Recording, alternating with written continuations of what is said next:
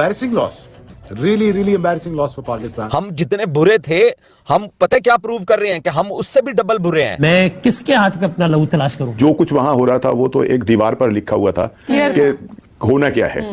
पर मतलब पाकिस्तान की हार जो थी वो बिल्कुल वाज़ेह तौर के ऊपर नजर आ रही थी। पाकिस्तान क्रिकेट बोर्ड ने करनी थी, वो बांग्लादेश की टीम ने कर दिया। पाकिस्तान की क्रिकेट का आईना दिखा दिया कि हम कहां पहुंच गए हैं। क्रिकेट खेली, अच्छी क्रिकेट खेली उन्होंने, बहुत जबरदस्त क्रिकेट खेली उन्होंने, और उन्होंने साबित किया कि हम छोटे स्कोर को डिफेंड करना जानते हैं और हम एक्सपोज करना जानते हैं पाकिस्तान की। ये आपकी औकात है, ये आप क्रिकेट खेल रहे हैं।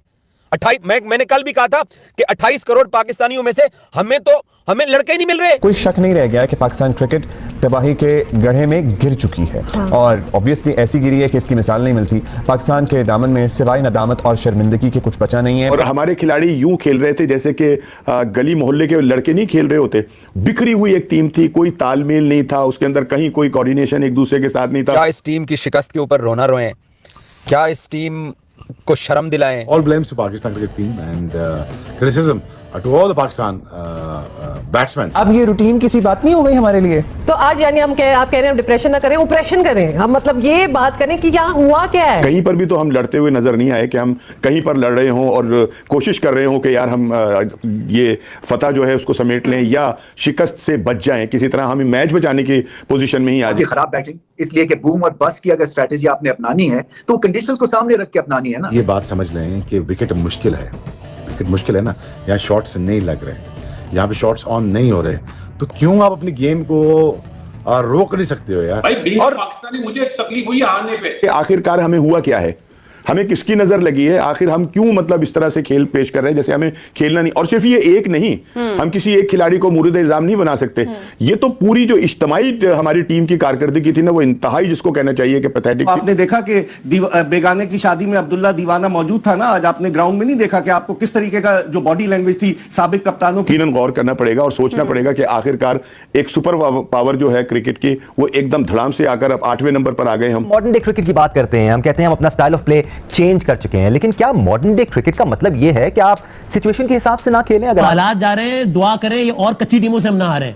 आगे बांग्लादेश आ रही है, अरे दुआ करें कि इनके खिलाफ ना हारें। आप कहते रहे मुझे बार बार, और ये हुआ है। हमने तो हॉकी और फुटबॉल खेली ना, मैंने और कामान ने। क्रिकेट तो वो खेला है। मुझे शर्म आती है बोलते हुए। जो कुछ वहां हो रहा था वो तो एक दीवार पर लिखा हुआ था कि होना क्या है।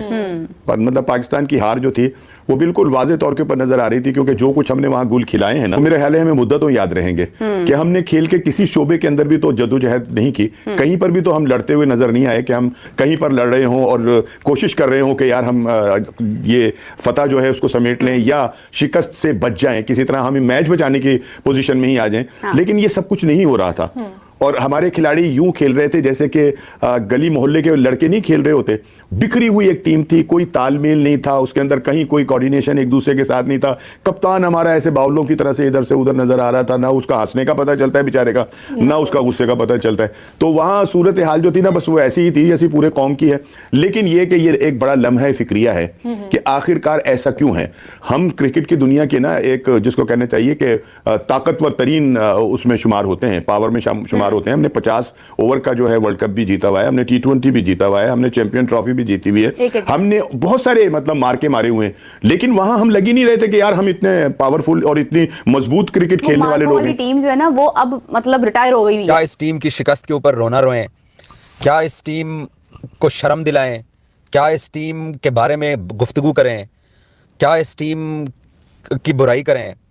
यार दुनिया के अंदर और भी क्रिकेट टीमें हमने देखी हैं, सिर्फ कोई अकेली अनोखी पाकिस्तान की टीम नहीं है। टीमें होती हैं, मैचेस हारती हैं, टीमें होती हैं फाइट करती हैं, टीमें होती हैं कि वो कुछ ना कुछ अपना आप दिखाती हैं। हम जितने बुरे थे, हम पता क्या प्रूव कर रहे हैं कि हम उससे भी डबल बुरे हैं।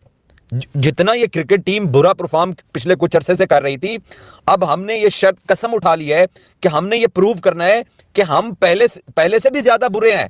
इस कदर शर्मनाक परफॉर्मेंस, इस कदर पैथेटिक लेवल की क्रिकेट।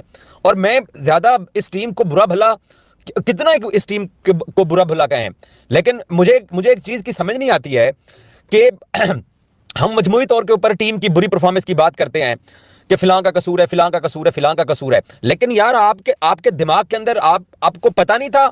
लेकिन असल चीज ये है कि आखिरकार हमें हुआ क्या है। हमें किसकी नजर लगी है, आखिर हम क्यों मतलब इस तरह से खेल पेश कर रहे हैं जैसे हमें खेलना नहीं। और सिर्फ ये एक नहीं, हम किसी एक खिलाड़ी को मुर्द इल्जाम नहीं बना सकते, ये तो पूरी जो इज्तिमाई हमारी टीम की कारकर्दगी थी ना, वो इंतहाई जिसको कहना चाहिए कि पैथेटिक थी और शर्मिंदगी का बाइस थी। लेकिन कौन शर्मिंदा थी? खिलाड़ी शर्मिंदा नहीं हुए, और फिर अपना ना हमारा क्रिकेट बोर्ड इस पर शर्मिंदा हुआ है कि कोई हम अपनी शर्मिंदगी का एहसास कर रहे हो, या कहीं कोई ये कह रहा हो कि हाँ वाकई हमसे जो है ना ये सब कुछ जो है ये ठीक नहीं हुआ है। हर जगह के ऊपर मतलब अपनी अकड़ उसी तरह से है, पूरी कौम जो थी वो शर्मिंदा थी। सो ये है कि ये कुछ चीजें ऐसी हैं कि जिनके ऊपर हमें यकीनन गौर करना पड़ेगा। अरे भाई आप हेल्पर बनो यार, पाकिस्तान की पिच है ये, हम कोई एक हफ्ता पहले से ये रोना रो रहे हैं कि भाई वहां पे ड्राफ्टिंग पिच होंगी, एशिया कप में भी ऐसी होंगी तो वर्ल्ड कप में भी ऐसी होंगी, आप वो प्लान करो ना। ये वाला क्या, ये पावर हिटिंग कहां गई मुझे बताओ ना यार। अभी उस बैटिंग कोच को बुलाओ जरा प्रेस कॉन्फ्रेंस में, बताओ कि भाई शैडो प्रैक्टिस आप मुझे बताओ, फकर जमान, साहिम अयूब, सही है, हारिस, हसन नवाज, अपना खुशदिल, फहीम अशरफ, अब्बास हाफिजी, सबका एक ही स्टाइल है खेलने का सिवाय सलमान अली आकर के। सही कह रहे, खैरो उन्होंने भी ऐसा शॉट मार दिया इसको। अरे यार मतलब हमने तो हॉकी और फुटबॉल खेली ना, मैंने और कामान ने, क्रिकेट तो वो खेला है।